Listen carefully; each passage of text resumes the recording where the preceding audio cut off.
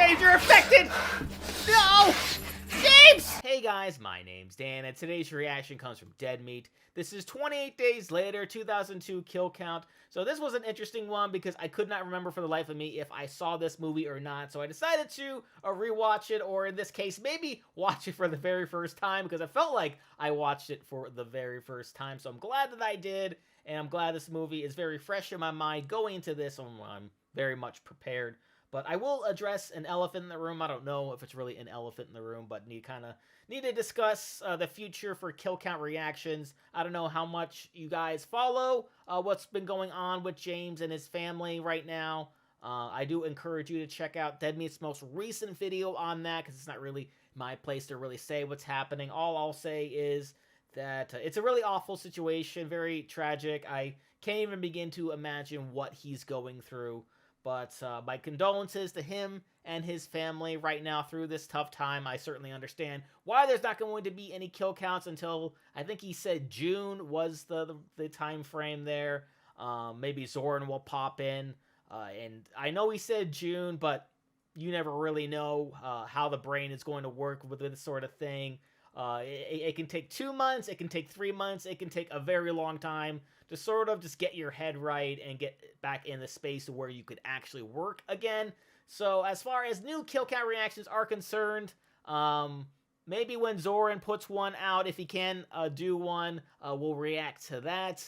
But as far as my reactions are concerned, I always go with the ones that are new. I always, preface those first before I do anything in the past. So we'll wait and see when I'll have time to do an older kill count reaction, but I will do my best to get them done because I love kill counts. I love horror movies, so it's going to be hard for me to not be able to react for them for too long. But before we get into today's kill count, I do have a few plugs to get out of the way. First off, all of these links right here. First off, patreon.com/Reactor is the best place to support me while getting some fun goodies. Then you have my socials. It's a great way to find out whenever I post anything when you're not on YouTube. And lastly, the channel Discord is the #1 way to keep in contact with me while also seeing this week's reaction schedule. Then please go on over and support Dead Meat if you haven't already. I'll leave a link to his channel down in the description. And lastly, I'm getting very close to hitting 8,000 subscribers, so every little bit of support helps at this point. So if you like this reaction for even a second, you like Dead Meat, you like 28 Days Later, or you just like horror movies, please go right below this video, click that like button, that subscribe button, and ring the notification bell. And without any further ado, let's go. Welcome to the Kill Count, where we tally up the victims in all our favorite horror movies. I'm James A. Janice, and today we're looking at 28 Days Later, a British film released in 2002. 28 Days Later is a benchmark horror film that perfectly captured the post-9/11 zeitgeist and changed the zombie subgenre forever. Filled to the brim with standout settings and memorable sequences, this movie features a remarkable amount of talent. Its cast has a couple of actors who were known at the time but still had huge roles ahead of them, and other actors who were just starting their careers and would go on to find huge success. The people behind the camera were just as impressive too. This was Alex Garland's first screenplay after having made a name for himself with his 1996 novel The Beach. Garland would wind up writing and directing films like Ex Machina, Annihilation, and Men. Directing Garland's script here was Danny Boyle, who had already done Trainspotting and an adaptation of The Beach. Boyle would go on to direct Oscar-nominated movies like Slumdog Millionaire, 127 Hours, and Steve Jobs. 28 Days Later follows a small group of survivors in a post-apocalyptic Britain. The country's been devastated by the rage virus, a highly contagious sickness that turns people into murderous maniacs. It's so lethal, society has crumbled a mere 4 weeks after the first exposure, thus the title. These hordes of mindless killers aren't technically dead, or undead for that matter, but 28 Days Later is a zombie movie in spirit. Screenwriter Garland was initially inspired by the Resident Evil games though he did base the rage infection on real-world diseases like a recent foot and mouth outbreak. It resulted in the slaughter of over 5 million animals. That's more than the entire human population of Liverpool. The rage virus also borrows symptoms of Ebola and the animal-to-human transmission of HIV and mad cow disease. Maybe that's why director Boyle didn't think of this as a zombie movie at all. He called it a reflection on social rage. Still, the film's 3 acts are basically a speedrun of the Romero trilogy. The first is centered around fighting for survival and learning about the new reality, just like Night of the Living Dead. The middle of the film follows a makeshift family settling in and occasionally having fun, just like what we saw in Dawn. And the final act involves a small military unit who's trying to keep things under control, just like in the underrated Day of the Dead. Though inspired by Romero's films, 28 Days Later keeps itself fresh with well-acted characters and, of course, the element of speed. Again, these aren't technically zombies since the infected folk are all still alive. But it's no coincidence that after this movie, cinematic zombies picked up the pace, most notably with the 2004 Dawn of the Dead remake. 28 Days Later also feels like the purest distillation of the post-9/11 era, even though it was written and began production before September 11th. Most of the film is shot on low-resolution DV, using Canon XL1 digital video cameras instead of traditional film. This is the way we record our lives. We are surrounded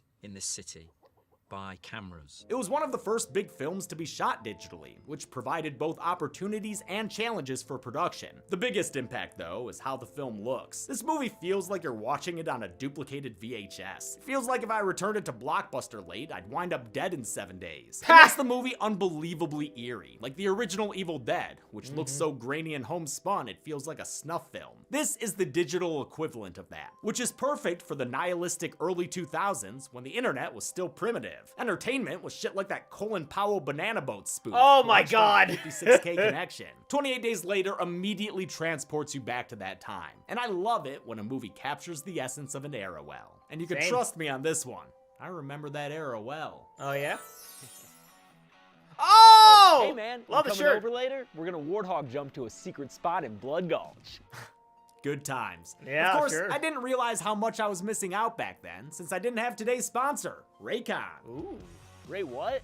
Raycons, you stupid memory child. They make wireless everyday earbuds, low latency gaming headphones, and speakers with batteries to last all night. Audiences know I love my earbuds, thanks not just to their sound quality, but also their 8 hours of playtime, their custom gel tips for perfect in-ear fit, and the ability to choose between noise isolation or awareness mode while listening. I should get one of those. Sick, dude. I can't wait to use those with my portable CD player while I'm grinding rails. Oh no.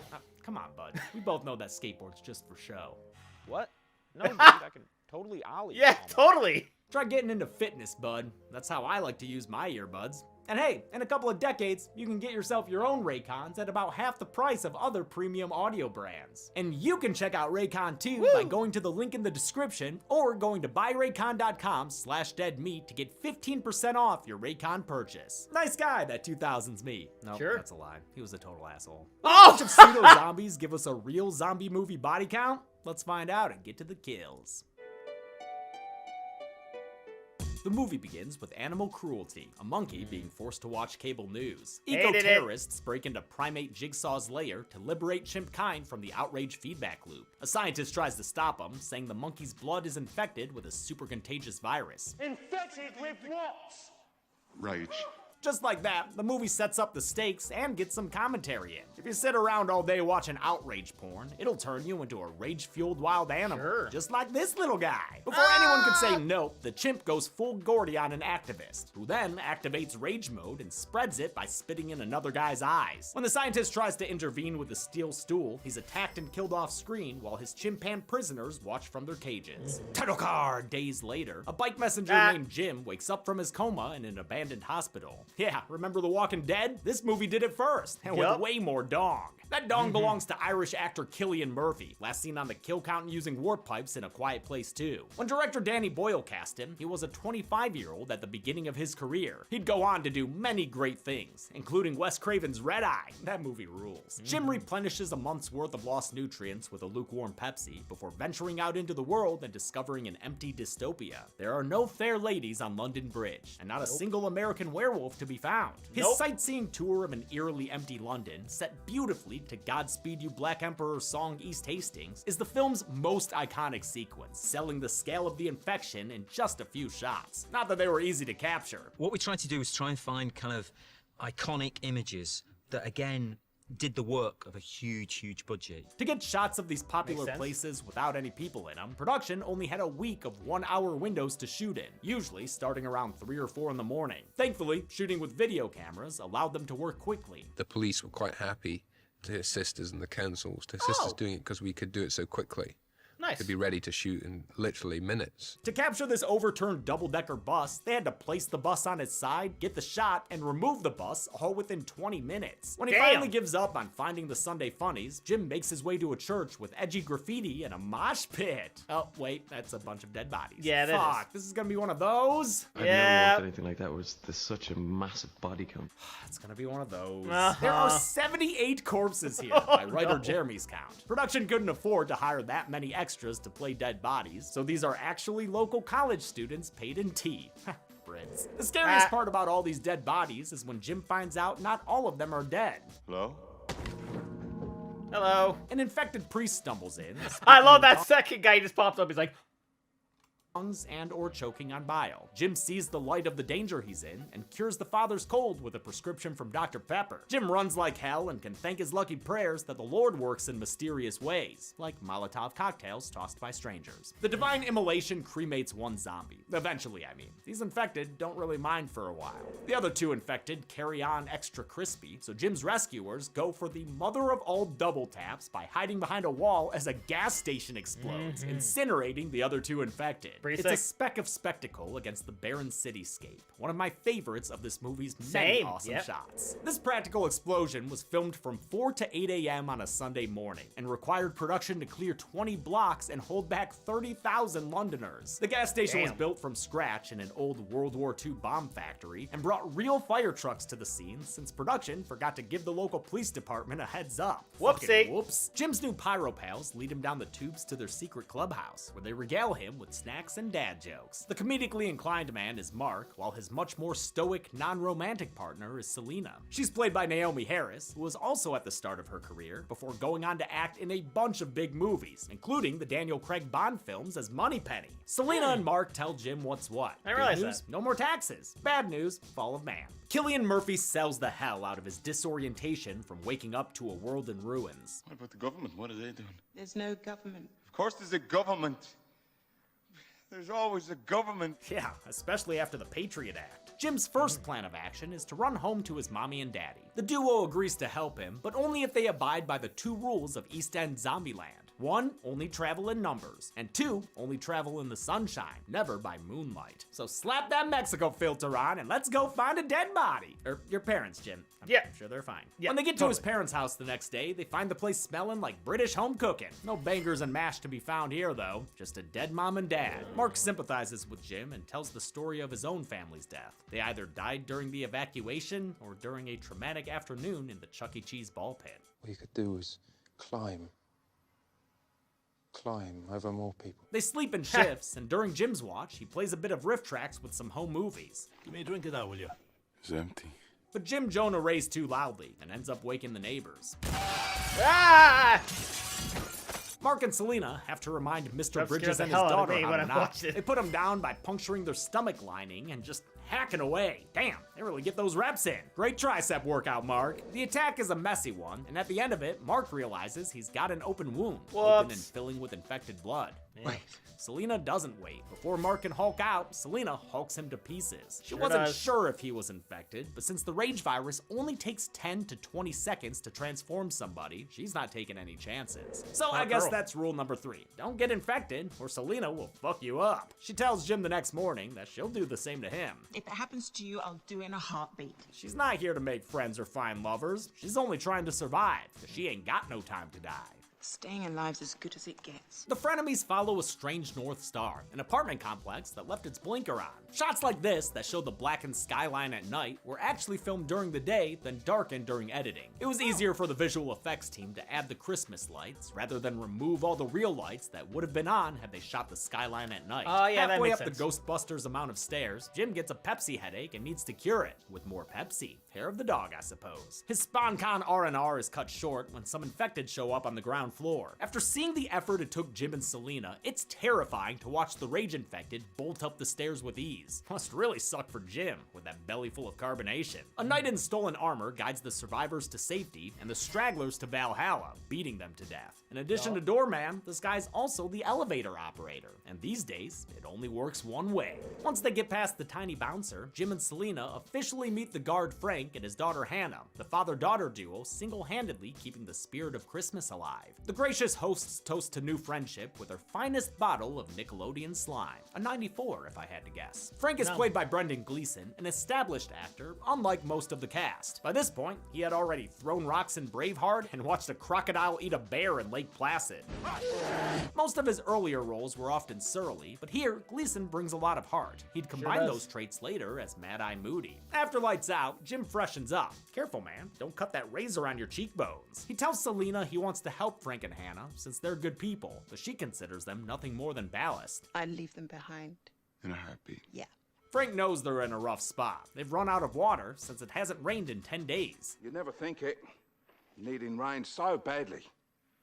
Not in fucking England. I love this shot of all the empty buckets on the roof, showing how dire things are. At first, the film crew only corralled about 100 buckets. When Boyle wanted more, they scrounged up 1,000 in just a few hours. Probably why some of them are laundry baskets. Without water, their best plan is to follow a sketchy radio broadcast from a military camp. Other survivors, we are soldiers. Since Frank's past his homicidal prime and Hannah is still coming into hers, they ask Selena and Jim for their help. After prodding, Selena reluctantly agrees. The foursome sets off in Frank's taxi on a dad joke and a prayer. Just so you know, I don't take checks or credit cards. Too bad they can't play I Spy as they go. It's always the letter M, and the answer is always more kills to count. This travel sequence has an airy, almost whimsical score courtesy of composer John Murphy, whose work helps make this movie something special. The music may not sound like Goblin, but I think it has the same eclectic spirit to it. Like all dads, Frank knows a shortcut that could get his entire family killed. It's an underground tunnel to get across the river, which, like, fuck that. I've read that part of The Stand. Didn't work out for this guy anyway, whose body is seen down there. But Frank decides to fuck around like Vin Diesel and find out like Mr. Bean. The over-the-hill driving stops the over-the-hill driver when they blow out a tire on the debris. The survivors rally like a NASCAR pit crew, and they'd better hurry since they're racing a swarm of rage-crazed chuds who are quickly advancing. I love this movie's use of shadows and lighting to be terrifying. Team Uninfected wins by a hair, and the losers go back to loitering aimlessly. It's great seeing these little glimpses into infected behavior when there's no one around to be pissed at. Whole country looking like a corporate mixer. We're in the fun and games portion of the film, one of my favorite tropes in dystopian movies. It's so fun to see fantasies play out of what you would do if you had the world all to yourself. Screenwriter Alex Garland wrote this shopping montage as a direct homage to Dawn of the Dead. Just like with those mismatched survivors, a little consumer roleplay does their souls good. Single malt, 16-year-old, dark, full flavor, warmer, not aggressive. Shop smart, shop budgeons. Just past the city limits, the gang pulls over to bully a gas truck. Jim goes inside to see if the roller dogs are still good, but instead, he finds a bunch of corpses, including an infant. Aw man, forget what I said. Zombie apocalypses aren't fun at all. As Jim reflects on the not fun he's having, the world's lightest boy sneaks up on him. But the boy ain't sneaky enough to steal home plate. Jim batters up and beats the kid to death all the way! Off screen, that is. Ain't gonna show our hero murdering a child. Before anyone can ask Jim why he looks like he just killed a kid, Hannah distracts them with a sick drift. Yeah, feign disapproval all you want, Frank. What'd you expect when she's dressed like Sonya Blade? The road trip continues down the abandoned M1 motorway. Filming this turned out to be just as difficult as the London scenes. There was like windows where you have like, I don't know, 3 or 4 minutes to get the shot. The traffic's held down the road. The sequence was shot in its entirety between 7 and 9 a.m. on a Sunday morning, with 10 cameras rolling simultaneously for a whopping minute of footage. Just off screen in these shots is a rolling roadblock guided by the police. The non-Pepsi headaches paid off though. It really does make the entire country seem desolate. But not too desolate to enjoy life's simplest pleasures. Pretty ponies and picnics with peaches, which come in a can. They were put there by a man in a factory downtown. This storybook setting road stop gets Selena feeling philosophical. You'll never read a book that hasn't already been written? Well, yeah, that's how books work. At least she's softening up a bit. She's giving Jim smooches and deciding that she was wrong about being a grumpy poopy pants survivor gal. They finally reach the camp, which is inside a Manchester far from united. That shit's falling apart and on fire. When they enter through the blockade, they don't find salvation. They only find a Call of Duty map. Frank. We have to go. Yeah. Go fucking where? Poor Frank can't even rage quit beneath an impaled corpse in peace. Oh boy, here comes. Shut up, bird! I'll report you for griefing. Frank tries to get the bird to stop squawking, but instead just knocks a red-tinted camera lens straight into his eye. Oh, shit. Owie. It's a dumb mistake that has lethal consequences, and Frank immediately realizes he done fucked up. In his struggle to fight the rage virus, he sends mixed signals to his daughter. I love you very much. What? Keep away from me. Despite his most valiant fatherly efforts, the virus takes control. Before Jim can make the dad dead, some campers steal his kill. Frank is tragically gunned down right in front of his teenage daughter. Okay guys, he's dead. All right, Yes. now you're just wasting ammo. Come on. The soldiers take Jim, Selena, and Hannah to their survivors compound, kicking off the Day of the Dead portion of the film. This impressive Georgian country house is known as Trafalgar Park. It was built in 1733 and isn't near Manchester at all. It's southeast of Salisbury in South Wiltshire. I probably said all of those words wrong. The man in charge here is Major Henry West, who seems polite enough. Not sure I like how long his soldiers be staring though. Major West is played by this movie's other known quantity, Christopher Eccleston, a few years before he'd played the Doctor. He'd already been in David Cronenberg's Existence though, as well as Gone in 60 Seconds and Boyle's first film, Shallow Grave. Oh, yeah. Gone in 60 Seconds was the first movie I saw him in. Yeah, it's a sort of a recurring thing we've done in this sort of ultra violence. As everyone settles in their own special ways, West takes Jim aside and offers an apology. Since they're not a full military unit, they're just the leftovers. We must be a disappointment. He doesn't have a cure for the virus, but he does have floodlights, tripwires, landmines, unwanted physical contact, and a massive liability chained up in the garden. And lastly, meet Mailer. West is keeping Mailer, an infected comrade, alive to learn more about the virus and, you know, keep the third act interesting. Eventually, he'll tell me how long the infected take to starve to death. Not quite yet. Dinner, anyone? West wants to lead this group's revival of civilization, and judging by how they make Jones the cook dress, it's not hard to guess what they think of gender roles. Most of these soldiers seem like rowdy, rude boys, especially the most broy of them all, Corporal Mitchell. Sergeant Farrell's the only sensitive one among them, and he thinks the virus is the universe's way of curing the human disease. Major West doesn't like that kind of talk, but an infected horde interrupts the lovely dinner conversation. It's time for these boys to give them hell and their best stock sound effects. Must be hard to hit these moving targets, because at first, only a few get shooting galleried. Eventually, some dude gets a double kill. Good work, guy, but not to be outdone, one infected goes for a double kill on himself. Ha! Cha! Where are you? He's gone, and getting straight 10s from the judges. And hey, you other 13 infected in the wide shots who died off camera, do better. To prepare for their roles, Eccleston and the actors playing his men had a 3-day boot camp under a military advisor. I guess they never learned how to keep their eyes and mouths shut for meat showers, but the clear is still given, and everyone revels in how safe they are. Except for the women, that is, since Selena is immediately assaulted by Mitch. Jim and Farrell interfere, and a fight threatens to break out until Major West calms everyone down, but doesn't exactly reprimand the meatheads. Slow down. That's because West is a major asshole. He's promised his boys to lure women here as sex toys. To repopulate society. What do 9 men do except wait to die themselves? I don't know, could have tried an improv group or something. This queasy scene is where everything falls apart for our heroes. It was important enough that Murphy, Eccleston, and Garland completely rewrote it on set after they didn't like how the originally scripted version played. It worked. It's grouse. West says Jimmy can join them, but that there's no changing their mind about the women. Woman and teenaged girl. Jim declines and tries to get the ladies gone, but for those feminist ideals, he ends up knocked out and chained to a radiator, sentenced to execution alongside fellow ally Farrell. Farrell's pretty sure he's got this whole thing figured out. They quarantined us. There is no infection, it's just people killing people. He's insane! Well, there's definitely an infection, but he's actually right about the quarantine part, even though that wasn't always the case. When production started, Boyle and Garland agreed the infection had already spread worldwide. It was only partway through that they decided to rein it back and say the rage virus was confined to Great Britain. Jim and Farrell are marched out to the execution part of the woods. There's a big old pile of anonymous corpses there. Talk about a shallow grave. Corporal Mitchell wants to stick the sergeant to make him suffer, but Private Jones hip-fires a favor, putting him down quickly with a gunshot. Mitchell is pissed he didn't get to do a war crime, and during the scuffle, Jim excuses himself and his shirt. He makes it all the way to the unprotected area outside the wall, absolutely ruining their defenses. We're fucked. Now the barbed wire has an ugly shirt stuck in it. Mitch says Jim's as good as dead out there, but he finds enough hope to go Rambo on their asses when he spots proof of civilization. Back at the compound, the monsters play with their victims and dress them up for the night. Selena tries to help Hannah by giving her Valium. If this is gonna happen, at least she can make it so Hannah doesn't care. Thankfully, Jim stops even more war crimes by waltzing up to the blockade and ringing the doorbell.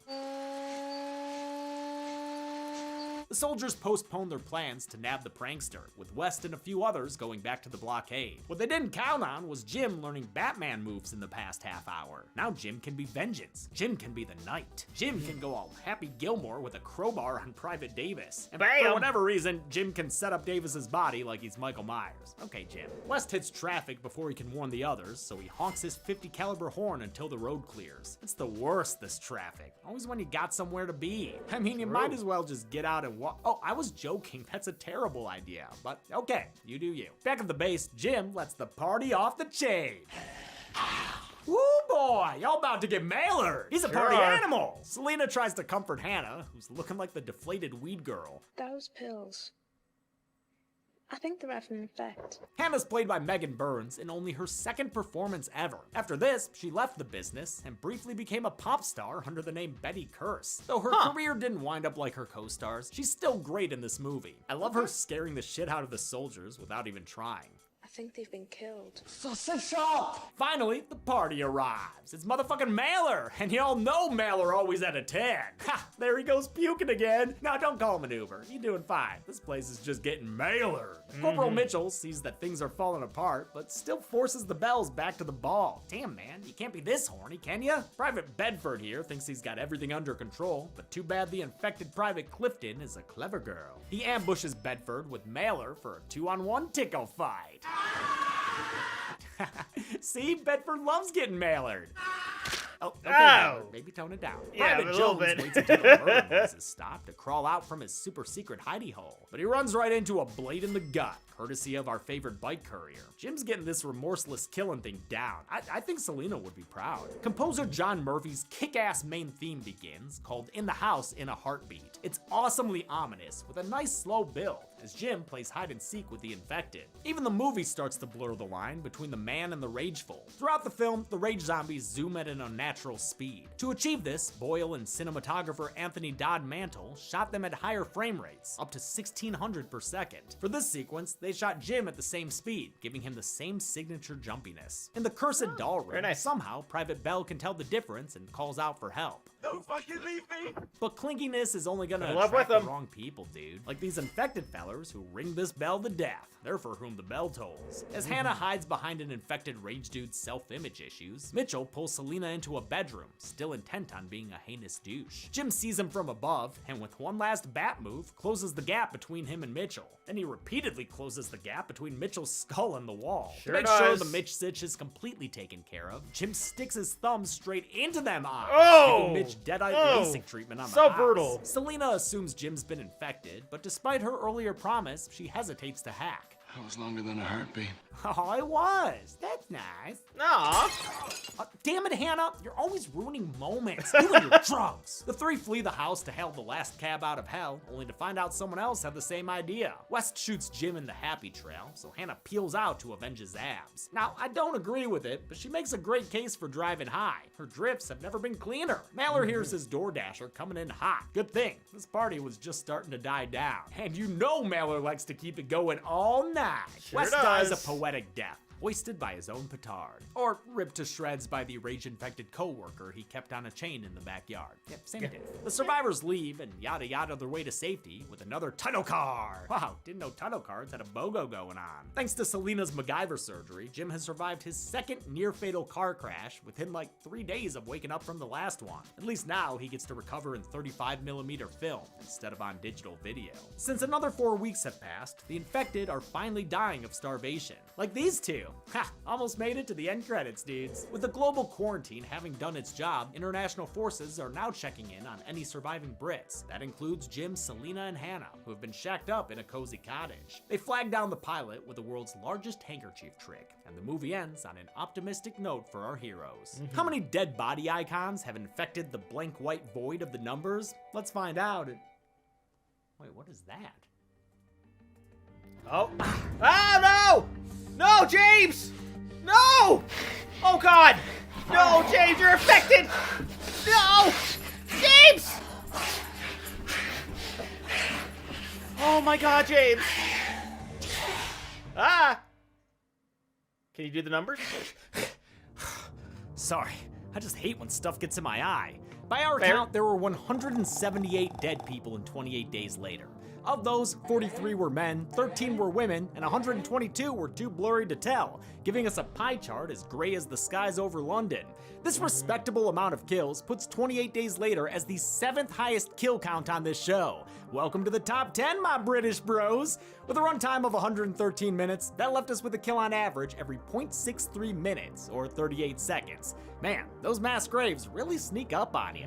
I'll give the golden chainsaw for coolest kill to the double landmine dude. You don't get too many landmine kills in horror movies in the first place. True. This guy goes and double dips? Respect. Double machete for lamest kill goes to Private Bedford. Plenty of people got killed off screen, but this is via neck snap sound effect. Show us some bone, Boyle! And that's it. 28 Days Later came out in 2002 and ushered in a new breed of speedy zombies. Its phenomenal success led to a 2007 sequel 28 weeks later. I'll look at that when I can, but right now I've got some stuff going on. Sorry. Until then, I'm James A. Janice. This has been the Kill Count. Thanks a lot for watching this Kill Count. But as far as this movie is concerned, I can certainly see why it was as big as it was. With each act, more and more different things are happening at like the different stages of the movie. Really enjoyed that, and the whole movie just doesn't stay in like in one part. It evolves and evolves, and it gets better and better as the movie sort of goes on, because you have the guy first off waking up, it's like, oh my God, where am I? And then meets up with the other two people, and one person survives from that, and then they move on to another set of people, and then another set of people, different set of people, different environment, different place.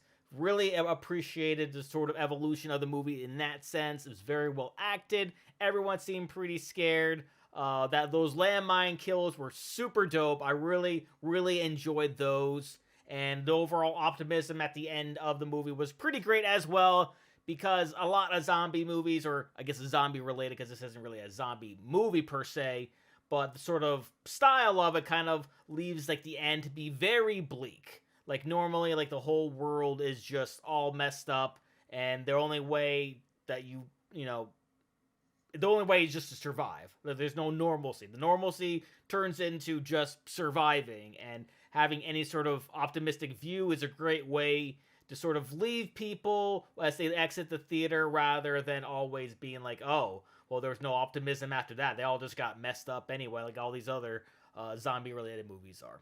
And that's going to do it for me here. Comment down below. Let me know, what did you think about 28 Days Later? Please leave a like if you enjoyed. Also, please do remember to click out all these click out.